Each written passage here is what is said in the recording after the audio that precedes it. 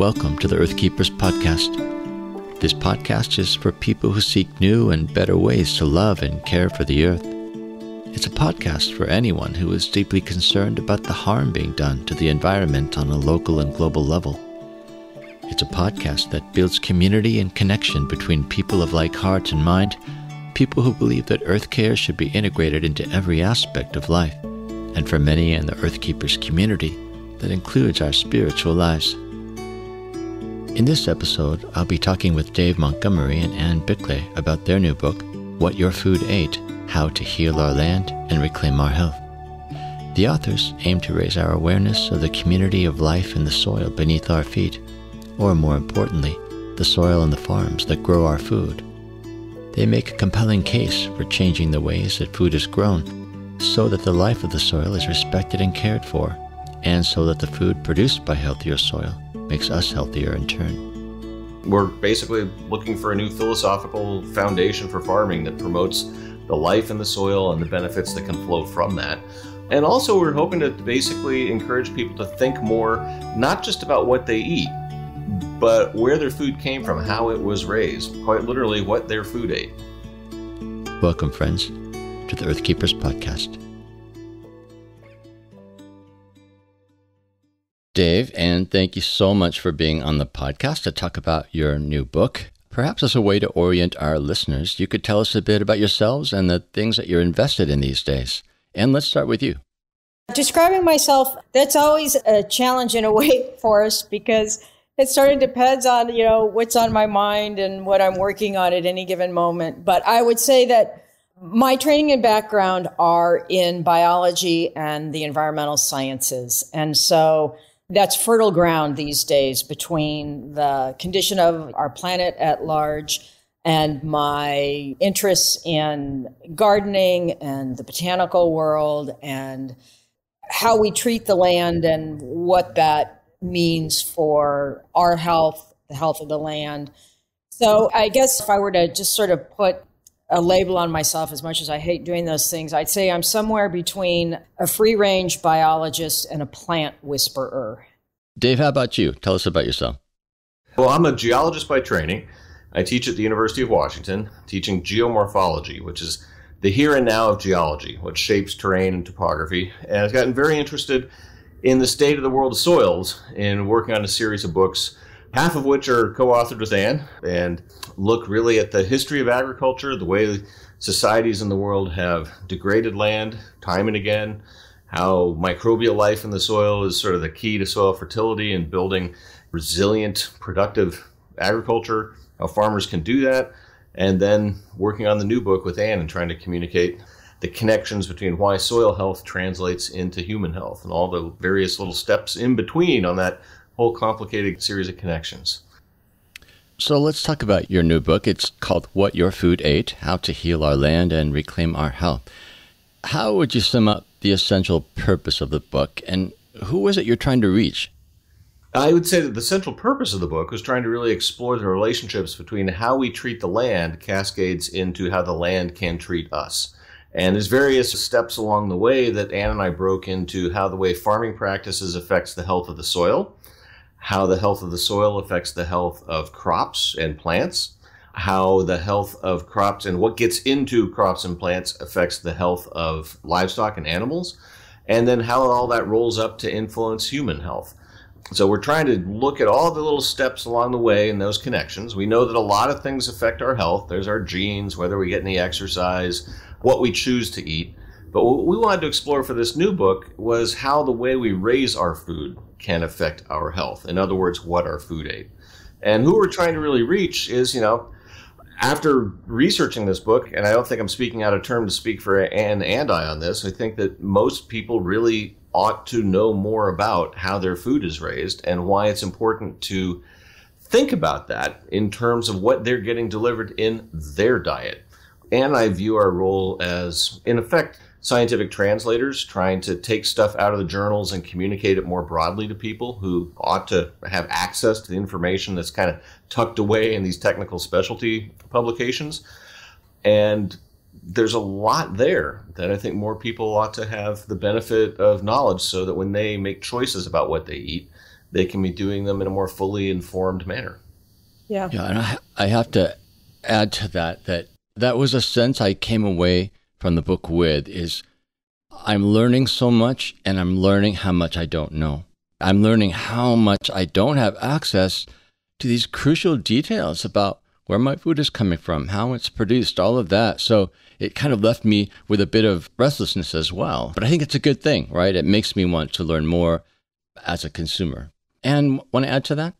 Yeah, the one thing I would say is I'm pleased. This might sound odd, Forrest, but I'm actually pleased that you're realizing how much you don't know about this topic in this area, because one of our objectives, and Dave shares this, but for me in particular, it's really important to me that the people who are reading the books, the Dirt trilogy, the three before this, as well as this one, is I want people to be equipped with knowledge and information so that they can decide what it is that they want to do. Do they want to know more or less about where their food came from and what their food ate? It's always been my personal experience that if somebody just sort of tells me what to do, what comes up for me is, first of all, why are you telling me that? Second of all, I have my own mind and I'd like to decide what to do about this or that subject. And so it's always thrilling for me to hear that somebody is learning something and that somebody is thinking about acting on the information, the stories, the other things that are in the book. To me, that's part of the answer to your question about who is this book for. And I suppose I would say to that, it's for a person who is interested in learning new things and expanding their horizons and examining how their life on this planet is impacting themselves and other people, and what might they do to be, I guess, going in a direction that's going to improve and enhance their life as well as the lives of others, and just how they carry out the basic thing of living. Yeah, and I think the danger of writing a book that really is based in science is that you could alienate people and make them feel that they know so little that why try and why read this book? But that is not what this book does. Your word translate, I think, is a good one, because both of you intrigue us along the way, making us want to know more and more as you explain these interesting studies that have happened, these elements of research that expose mysteries of the soil. I mean, it's an approach that I think is really democratic in the sense that it welcomes everyone to learn more and want to know more. Yeah. Now, it seems clear that your vocations and your advocacy for the environment are rooted in deep connections to the natural world. When you look back to your formative years, how were those connections inspired? Maybe what were some of the shaping experiences in your lives? I was a kid who kind of grew up spending a lot of time outdoors. And where was that? That was in the suburbs of Denver, actually. And one of my early childhood experiences, I remember it must have been early June, and I was maybe about 4 or 5 years old, so not very tall. The world looked immense and large and green to me at that time of year in that kind of an environment. And I remember walking around, modest-sized yard. My parents had put rock gardens in, and I'd say nature kind of took over in some respects. But I remember coming across this plant that I had to look up to. And I'd lift my arms up and pull the flower down into my face. And this plant was an iris. And I will never, ever forget the fragrance of that iris to this day and how it made me feel, and what a wonderful thing that I had stumbled onto. And it was a thing of beauty and fragrance and all of it. And that was sort of the beginning of my exploration and immersing myself in the world of plants. And then from there, I just continued to spend time outside. And I've always been a curious person, Forrest. So I'm constantly asking questions. Why this thing? Why that thing? How come this plant's dying? Why is this plant thriving? And so on. So being outside, immersed in nature was a big part of my development, both as a young person and then into adulthood. That's so funny. That image of you pulling the iris down to smell it, I just had a flashback. I was probably the same age as you were with my sister in my grandma's garden. And there were a bunch of California poppies there. And we had just had a poppy seed muffin. And I thought, hey, well, if poppy seed muffins taste awesome, this flower must also. So we both pulled the flower down and stuck our tongue right in it. And we learned our lesson. But yeah. Yeah. Anyway, I'm not sure where that came to mind. So. Oh, it's great. It's great. Dave, how about you? Well, it's funny you mentioned California poppies. I grew up in California, and the natural beauty of California is renowned. And I did a lot of hiking as a teenager, loved the outdoors. And when I got very interested in biology in high school, and then in college got diverted into geology, and that really sort of fed on a fascination for landscapes and terrain. I used to love maps as a kid, was fascinated with geography and spatial arrangements of things, and loved landforms, and feel very fortunate that I was able to essentially pursue studying that in the end for a profession. It was sort of a long, circuitous path to get there, but I think it really did feed on a long-running innate appreciation for the beauty of landscapes and a fascination for how they work, how they're shaped, and also, in the end, professionally now, sort of how the way people live on the land affects the way the land can affect future generations of people. So, practically speaking, what are the essential changes that you're calling for in the book, or maybe hoping for, that the book will inspire? Well, I think a key change that we're really interested in spreading views on are the way we think about the soil, the way we think about the land, and our connection to it, and how the way that we treat the land ripples back up into the way that the land treats us. And so there's sort of two aspects, one in terms of farming practices, that we would like to see more soil building, soil friendly, more regenerative farming practices that would actually enhance the health and fertility of the world's soils as the foundation for farming. Think we're basically looking for a new philosophical foundation for farming that promotes the life in the soil and the benefits that can flow from that. And also we're hoping to basically encourage people to think more, not just about what they eat, but where their food came from, how it was raised, quite literally what their food ate.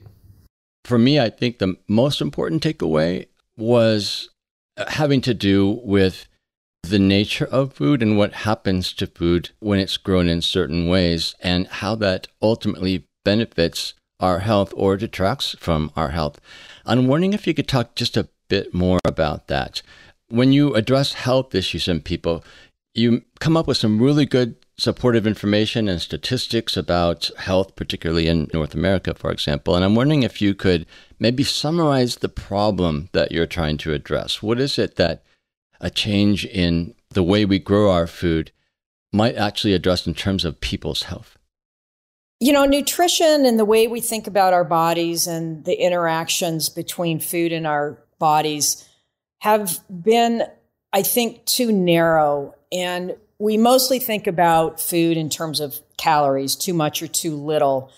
But one of the things that farming practices most influence about foods in the human diet is not so much related to calories, but it's related to these sort of three broad groups of what we call nutrients. Not all nutritionists would consider all of these things nutrients, and that's where maybe the way that scientists look at things haven't always been so helpful. But these three broad things, Forrest, are the most familiar to everybody is going to be fats.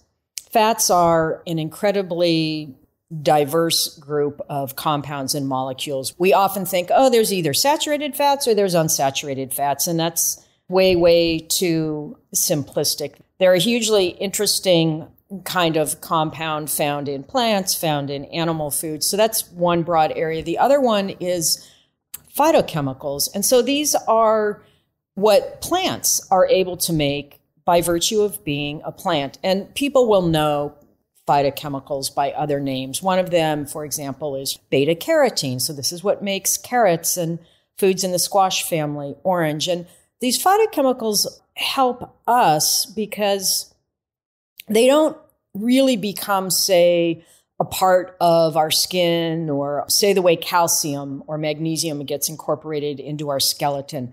Phytochemicals don't really become a part of our cells and tissues, but what they do is they help our cells and tissues function normally. And one of the most important things they do is they're sort of our body's fix-it system. And when I say that, I don't mean just like one tool or like a screwdriver or a hammer. I mean, think about phytochemicals like the entire suite of things that you might find in a hardware store.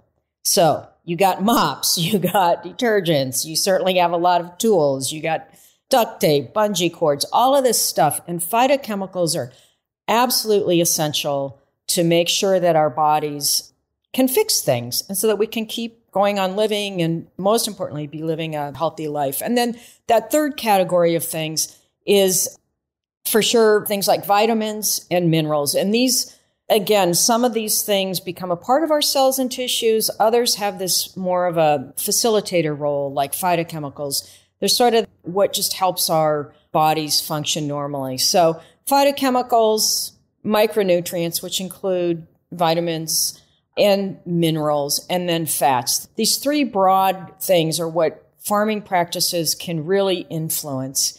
And maybe, Dave, you could take it from there and fill in any gaps.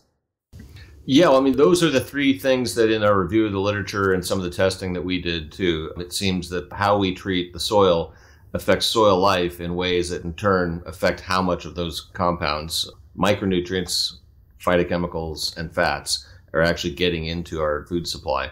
And you look in the medical literature, and there's lots of evidence that suggests that we want more of those things rather than less of them in our food. It can be difficult to basically connect how, if you change your diet in a specific way and eat a certain thing grown off a certain farm, how will that affect your health in a particular way? I mean, that's asking a lot to be able to make those kinds of connections. But in the general sense of what would make for a healthier diet for people, it sure seems like whole foods grown in healthy, fertile soils offer more of the compounds that we don't just need to be alive, but that will help us thrive, that will actually support our health. And that's really a key message of the book, is that there's been changes in the composition, the mix of fats, the amount of micronutrients, the amount of phytochemicals in our diet as a consequence of adopting conventional farming practices today. But the good news is that there's every reason to think that a lot of that can be actually reversed and that we can re-increase the amount of those things in our diet or change the balance of them in the case of fats through adopting different agricultural practices. Yeah, and practices that actually can work for farmers and that actually turn out to be better for the soil, better for the land, better for the climate. There's a lot of reasons to argue for a different style of farming practices that can actually produce comparable yields at an economically competitive manner. My brother has been trying to persuade me to pay attention to the sort of inflammatory and anti-inflammatory properties of food. And it just kind of always goes over my head. But I read this book and you're totally backing him up. And I have now I'm looking at everything. I grow my own food. I grow my own vegetables. I give them away mostly because I have this really simple, boring diet. But now I'm thinking, no, I got to eat those peas. I need to learn how to like kale. So I'm inspired really to start making some changes because of those benefits, the health benefits I just don't think I was quite aware of. So thank you for that. Yeah. And I have to say that one of the things I learned from reading this book, I think I had my view of what constitutes healthy food expanded a bit. We all know that processed food loses a lot, right? And it's not good for you for so many reasons. Maybe some of us buy organic because we're told that it's better for you as well. But I think what amazed me was the nature of the things that are grown in certain ways is fundamentally different if they're not grown in ways that, say, rely on regenerative techniques or rely on building the soil even as you're growing the plants. But instead, so much of our food is grown with chemical fertilizers and the sort of monoculture approach. I'm wondering, just for listeners, you could perhaps describe the difference between the approaches. On the one hand, we have regenerative approaches, and on the other, there's something that's a bit more industrial, a bit more efficiency-oriented. But how would you describe the fundamental difference? Well, I mean, the key pillars of conventional agriculture today are a lot of tillage, using a lot of synthetic nitrogen fertilizers and other agrochemicals, and growing one or two crops primarily, whether on a farm or in a field or in a very simple crop rotations. And it turns out that, those methods were adopted as a means to try and boost yields in the mid-20th century. And coupled with crop breeding for the Green Revolution, it helped boost crop yields. But in focusing on growing calories as our one sort of metric, yield above all else, we overlooked how those practices undermine the connections between life in the soil, between fungi in the soil and bacteria in the soil, the kind of life that Ann and I called the hidden half of nature, the sort of out of sight, out of mind, microscopic, invisible stuff in the soil we don't tend to pay much attention to, but that plants do, because they form partnerships with them for some 450 million years that actually bolster their health and help them acquire mineral micronutrients, vitamins, and make phytochemicals. Now, more regenerative practices and techniques would be those that actually cultivate the beneficial life in the soil and actually try and rebuild soil organic matter that the conventional practices degrade over time.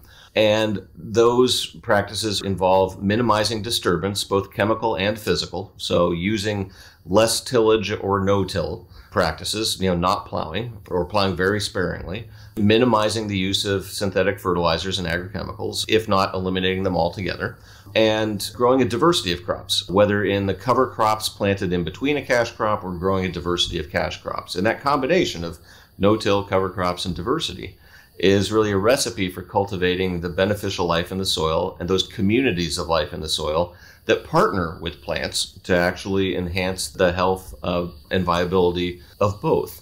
So there's a pretty fundamental difference in just the nature of practices in what have been shown over the course of history to be degenerative in the sense that they degrade soil fertility, and our conventional mix of practices falls into that category today, and the regenerative practices that can help rebuild soil fertility. Oh, I was just going to add, considering everything that Dave just said, in the larger context, a lot of us might think, oh, these domesticated plants and animals, they probably can't do much on their own. They've been under our yoke for so long. They really need our help. They need us to fertilize them. They need us to take care of them. And what I think many of the regenerative techniques and methods that farmers all over the place are now pioneering and looking into, what they're really revealing is that, yeah, these plants and animals might be a part of agriculture, but they still have this fundamental biology, which is about forming these symbiotic or beneficial relationships with the other life forms that are around them or in them. And that's really important to remember, because one of the most unhelpful aspects of modern agriculture is that from tillage to certain kinds of agrochemicals, mostly they interfere or scuttle, or, that metaphor about jamming a monkey wrench into something. That's unfortunately what too many modern farming methods are doing when it comes to how domesticated plants and animals are still, working at developing and sustaining these partnerships with especially soil life in the case of crops. And in the case of animals, it's their own microbiomes. And, we go into that a bit in the book with animals. But that's the larger context in which to think about all of this, is that it's really hard to get in there. And we've managed to do it in too many places on our planet, but it's pretty hard to get in there and try and push nature in a direction that she does not want to go. And it ends up creating problems. So, despite the domestication of plants and animals in agriculture, they still have these wild roots, and they still have genomes and microbiomes that are nature's products that it would really behoove us to learn more about and work with instead of work over. So I want to point out something that both of you are doing right now, and you are using this relationship language, which I just find so fascinating. You're using relationship and community and partnership. And in a way, what that does for me is it's respectful. It's respectful of the other parts of the community that this system is. You sort of grant them beinghood by acknowledging that they're capable of partnership and collaboration, really. I just find that inspiring and challenging, because it challenges me to maybe become more aware of my interconnection, of my relationship that extends all the way down to mycorrhizal beings, and these tiny little things in the soil. It really kind of opens up a realm of mystery for me, I have to say, in a very good way, and makes, again, me want to learn more about that. Mm-hmm.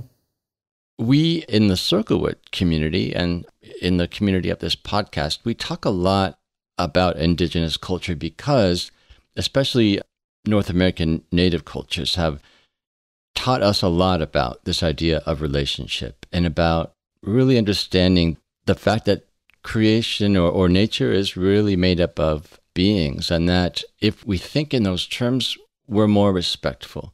We're more likely to be less abusive, less objectifying. In your book, you do mention native cultures and indigenous diets a few times, but I'm wondering if you could comment on what, if anything, you have observed about native cultures, indigenous cultures worldwide, really, and how they actually are looking at this interconnection, this community with the soil, with food, with their environment.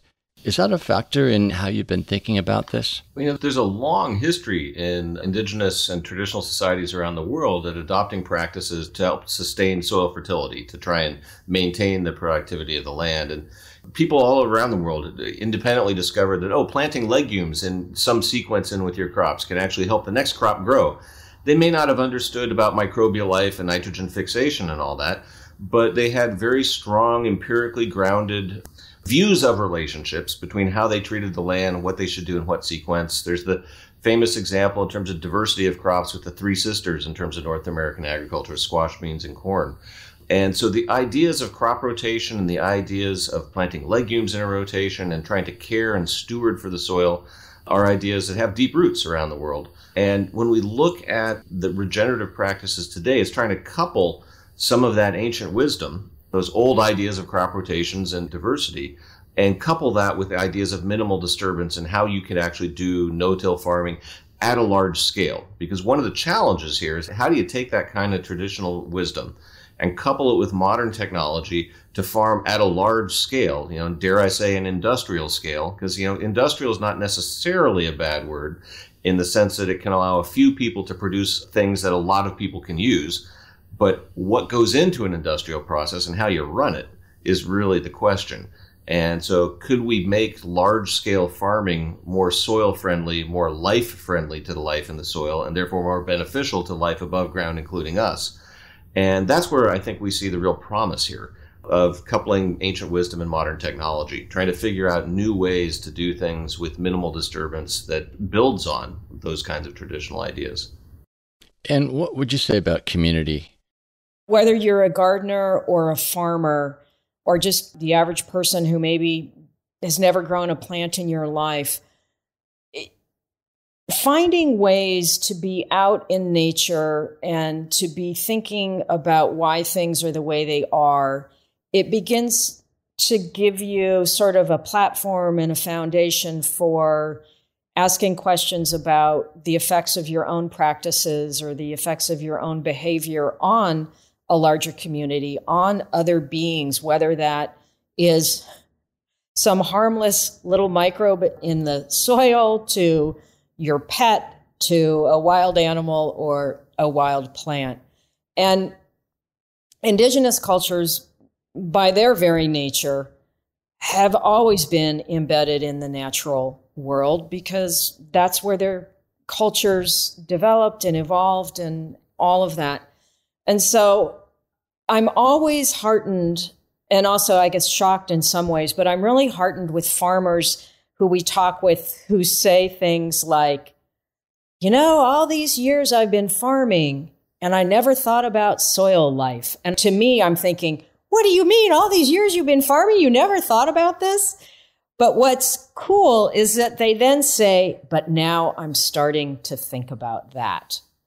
And I find these small epiphanies to be really heartening because the minute you can sort of open up somebody's mind just a little bit to this notion and idea that we're all part of this much larger community of life, then you begin to get at, well, since we're part of this community, me, my body, my home, my family, maybe I should be thinking about ways to take better care of that community since I now see that I am a part of it.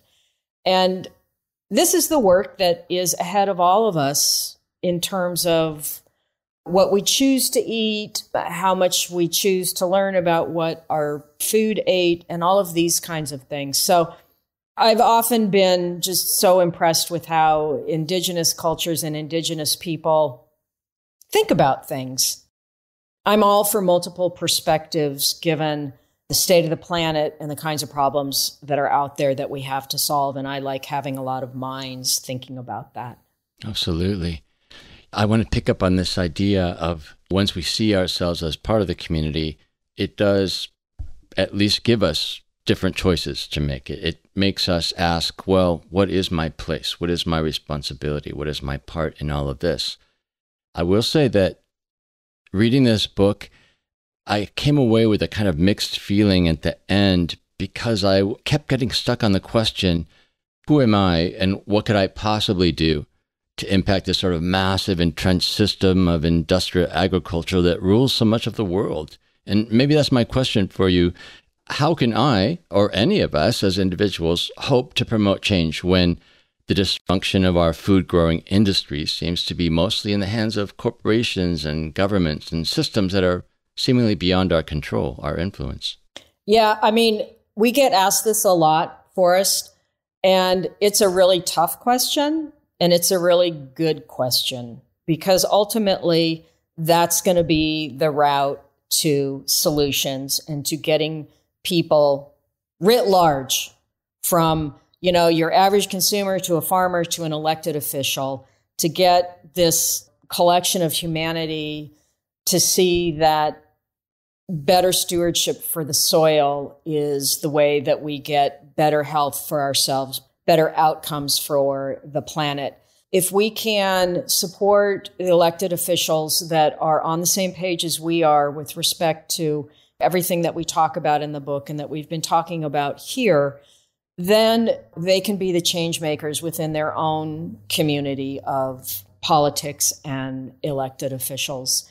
And a lot of that starts hyper-local. I'm thinking of schools and how a lot of this education and change starts with educating kids early on. I mean, I think about just how far recycling has come. And it's kind of funny. I was working on my father throughout my adult life to be a recycler. And he never recycled. His generation just wasn't that way. And I would say at times I had success with him, but I was still digging stuff out of the garbage. Dad, this can, it is not something to throw away. And I was not even, as a kid, there was not like a recycling curriculum or something like that. But I think when it comes to education today, getting kids involved with questions about where does my food come from and how do we grow it? And, there's this thing called soil life. We're working with somebody now they have ideas about doing a children's book sort of about the microbial world in our body and in the soil. And their observations are really interesting in that they've got a young child and their kid is incredibly interested about his body, what goes on in there. And we're talking with him about the tiny doctors and the tiny farmers that are in our bodies and that are in the soil. And so I think there's a mind shift that can happen between the young and the old, between the unelected and the elected. And that this is, at the hyper-local level of a family to the hyper-local level of an organization maybe like yours that are supporting farms and farmers that are interested in soil health. Because it's sort of like this when it comes, I think sort of the bottom line on agriculture is that we're looking for agricultural practices that as a consequence of those very practices leave the soil and the soil community better off at the end of a harvest season, not worse off. And that if you replicate that year after year, we are turning agriculture into an asset to the planet and to humanity rather than a liability. And so I like this idea of communities that are hyper-local, from schools and organizations in your local community, all the way up to the national level, and to be talking about constantly the need to consider ourselves a part of this larger community and to be working it on all fronts from the micro to the macro. Dave, what would you say to people who are asking the question, well, what can I really do? Well, I would say there's really sort of three different scales of the sort of what can I do question. The one is like, well, what are you eating and where are you getting it? How is it being grown and how much do you know about it? So learning more about how the food one has access to and the food one is choosing between, wherever one is getting it, and then following through on those choices to try and support the farming practices that you think are most appropriate. And that could be buying food from a farmer at a farmer's market where you actually can talk with them and go, what are your actual practices? That's sort of the most information you can have. You know, in the grocery stores, there's various labels, various regenerative farming labels that are being proposed and being rolled out that will have some connection to practices that actually build and maintain soil health. There's the organic label. The many organic farms are actually very good in the way that they treat the soil. Not all of them. Some of them till too much. But if all you have is the label at the store, that's probably better than a conventional label in terms of how the soil is being treated on average across, all the farms in America. So at the individual level, one could basically think about, well, vote with your food dollars. Support the kind of farming that you would like to see spread. At another level is that there's sort of other ways that the kind of changes can be supported in agriculture. In farming communities, in terms of looking at learning about the regenerative practices and how they could be more economical for farms and taking an experiment to try and adopt them on a corner of a farm to actually see how that pans out. And then, of course, there's the public policy angle. So there's sort of the individual consumer demand and how we spend our dollars. There's the ground up farmer interest in regenerative practices because they increasingly make economic sense for the farmers. And I've yet to meet a farmer that wanted to degrade their land. Met a lot of farmers who are either indifferent or would like to improve the health of their soil, but haven't met anybody that wants to degrade it, even though that's what conventional agriculture has been doing for 100 years. And then at the third level, there's the public policy. And that's where Ann's sort of comments about elected representatives come in. Farm Bill is up for renewal today. If you want to have an impact, contact your legislative representatives, whether at the state or at the federal level, and encourage them to support measures to support farmers who are engaging in or adopting regenerative farming practices. There's political pressure that can be brought to bear to try and educate and encourage our elected representatives to try and reshape our agricultural subsidies, our agricultural incentives, our agricultural policies in ways to actually promote and regenerative farming and to benefit farmers who adopt those practices. So there's top down, there's bottom up, and there's individual choices that all really matter. But when you really think about what shapes the world, even though there are billions of us, it's the way we live our lives and the individual actions that we take in our lives that collectively add up to the human footprint on the planet. And the one thing that we can influence in that fairly confidently is our own individual footprint. And if enough of us make changes to things, the world actually changes, for the better or worse. Yeah, I really love that. The fact that you're really bringing it down to the level of individual responsibility. Maybe I want to call it opportunity, because there just are things we can do. And I think it takes courage. It takes creativity to think about what we might do with our particular resources, strengths, ideas. To think of the children's curriculum that focuses on life of the soil. That's just really unique and creative and amazing. But I think there are so many other great ideas out there if we free ourselves to have them.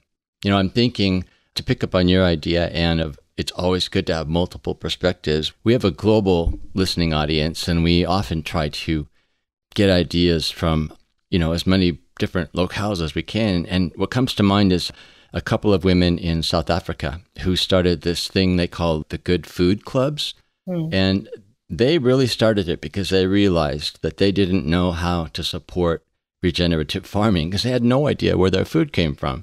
So they made it their task to gather some friends around them and figure that out. And so they began to create these co-ops where they were buying food from farmers who specifically were committed to regenerative practices and supporting them in that way. And along the way, having relationship with these farmers, learning about who they were and what their lives were like and what the pressures were on them to use various farming techniques. And it was just such a fascinating and inspiring example to me of what creative thinking and courage can lead to if you really believe that you can make a difference where you are, wherever you are. Yeah, I like that. And your mention of women in Africa makes me think of Wangari Maathai, who was the woman in Kenya who some years ago was noticing the impacts on soil of deforestation and farming and things like that. And she thought, well, what can I do? I'm just one person. Well, she went on to start a tree planting project that has been hugely successful. And she went on to do many other things, but that's where it all started. And she eventually received the Nobel Peace Prize in recognition of her efforts. So this is what one person can do. A lot with other people. Yeah, I like that story, Forrest. Yeah. Well, your writing calls us to new standards and new practices and new ways of thinking, but it also shows us that there's plenty of people who are already modeling new ways forward. Given that more and more people are understanding the value of regenerative agriculture, for example, is your book, would you say it's more a reflection of movement in the right direction, or does it feel more like you're trying to spark a movement that doesn't yet have momentum? Well, I guess I would say it's a little bit of both. 15 years ago when I wrote the Dirt book that got Ann and I started thinking about along these lines that ended up with What's Your Food Aid is the most recent. There were very few people talking about soil health and about changing farming along those lines. Now you go to farming conferences and everybody there's talking about it. There's session after session about it. And you've got a whole new generation of younger farmers who have actually come in to do these regenerative practices and aren't steeped in the old ways. When I first started going to farming practices or seeing some of the early adopters of what we would now call regenerative practices, talking about their decades-long history of figuring out what to do and how to change their farm and improve their soil. And now you've got farmers who are out of the gate adopting those practices and making great strides in improving and enhancing the health of the soil on their farms, literally around the world. So it's not like we're calling for changes that nobody knows how to do. But I think what we're calling for is for wider adoption of changes that pioneering farmers around the world have figured out how to tweak methods and ways to adapt to their landscapes. And they could really use our support, whether intellectual or through how we're spending our money or legislatively, because there's a lot of upsides to adopting a less environmentally destructive style of agriculture that has the ability to feed the world in ways that provide more of compounds that actually bolster human health. And that's what we're really arguing for, sort of a reframing of our global agricultural enterprise to prioritize not just feeding the world, but rebuilding healthy, fertile soils and better nourishing the world. I love the fact that in the book, you really make farmers into heroes. You have so many super great stories to write about farmers who are doing these new things and discovering new things and finding out that to do these new things is not a sacrifice. It's actually maybe making them more money to support their families and making their farms ultimately healthier. And I just find so much inspiration in the stories of the farmers. And the farmers don't get a lot of attention, I have to say, maybe not enough. I realized as I was reading these stories that I want to know more of these stories. And as you said, Dave, I want to support them. I want to figure out what I can do to support the work on the cutting edge, which is really where they're living. I'm wondering if when we talk about these stories of farmers or other people who are doing creative things that you cite, are you, on balance, hopeful about the future? Are we moving in the right direction? And what do you think about that? Yeah. I mean, I think, on balance, I am hopeful. And I think when you see things that are happening and when you talk with farmers and they say things like, 5 years ago, 10 years ago, I couldn't find hardly any life in my soil. And then, I started to be thinking more about organic matter. And then once I realized that soil life thrives on organic matter, whether that's decomposing animal manures or dead plant parts or some of the things that are really important for feeding soil life are these compounds that plants actually make themselves and release through their roots into the soil. And when I hear farmers talking about things like that, I get excited because they get it.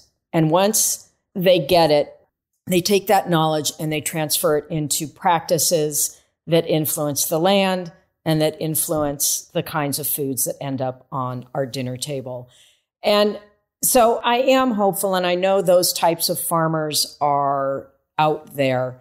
And I know, like Dave had mentioned, there's a lot of younger farmers coming into agriculture, and it makes me really hopeful about all of these younger people who sort of see the landscape maybe differently than a farmer who is closer to the end of their career. And the younger farmers are thinking things like, we can do this, I can do this, I know how to do this.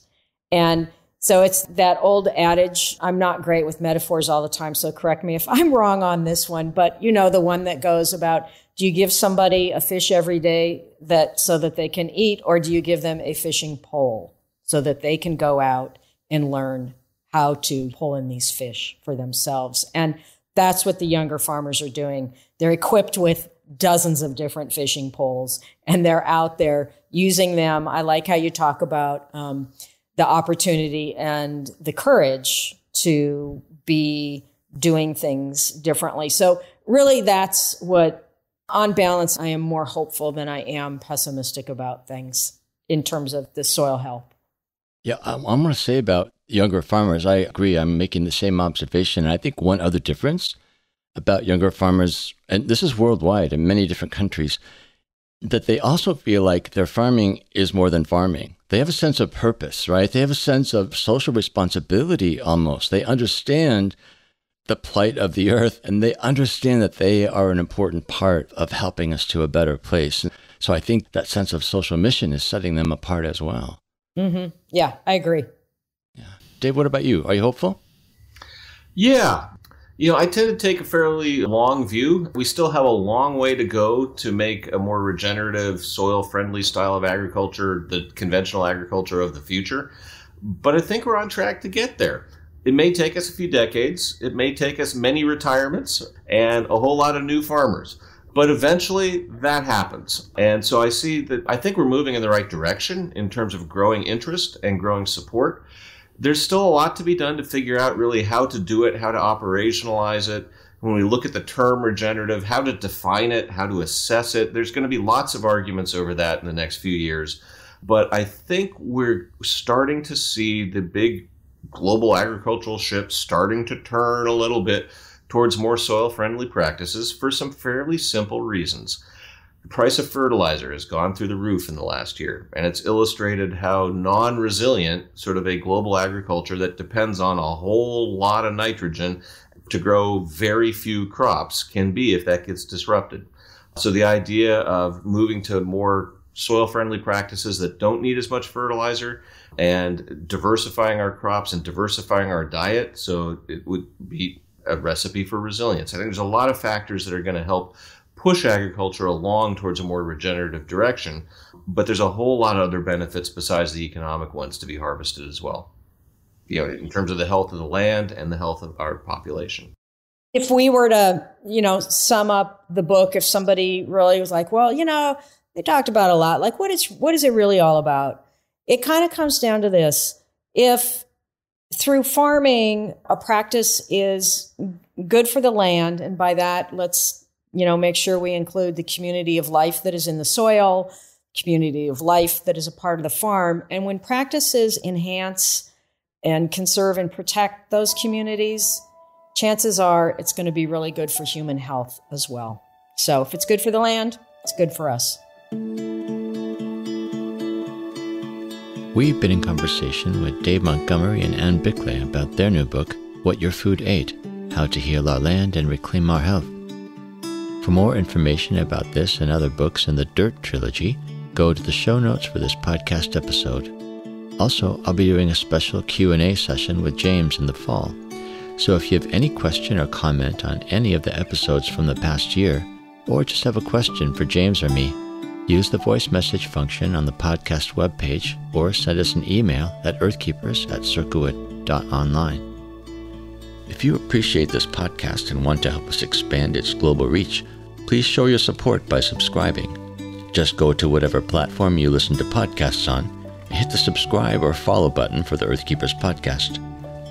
I'm Forrest Tinsley, your podcast host. Our executive producer is James Amadon. Our producer is Dave Wolfers. Timothy Connor is our editor, and Forrest Reed is the creator of our original music. Our research assistant is Rochelle Nordman, and Jesselyn Gentry is our social media director. Thank you, friends, for listening, and please join us for our next conversation on the Earthkeepers podcast.